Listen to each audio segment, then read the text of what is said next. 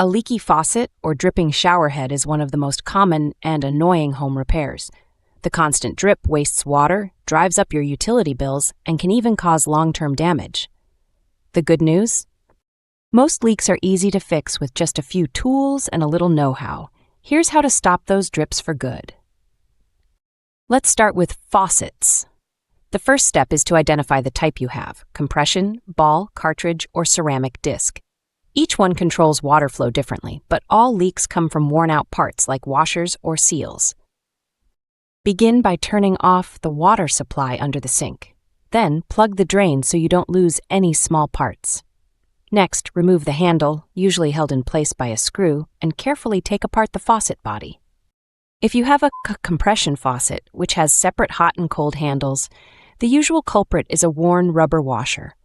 Simply remove the old washer from the stem and replace it with a new one of the same size. For cartridge or ball-style faucets, inspect the rubber O-rings or seals. If they're cracked or stretched, replace them. A quick rinse to remove any mineral buildup will also help the new parts seal properly. Once you've replaced the damaged parts, reassemble the faucet, turn the water back on, and test it. The drip should be gone, and you'll have saved gallons of water and money each month. Now let's move on to shower heads. If yours is dripping after you turn it off, the problem is usually inside the shower valve, not the head itself. But if water is spraying unevenly or leaking from the connection, here's how to fix it. Start by unscrewing the shower head. Wrap the pipe threads with plumber's tape, also called Teflon tape, and screw the shower head back on snugly. This simple step often seals small leaks instantly. If the shower head is still dripping, take it apart and soak the parts in white vinegar for an hour to dissolve mineral deposits that might be preventing a tight seal. Rinse, reassemble, and test again. For leaks at the handle, you may need to replace the shower cartridge inside the wall.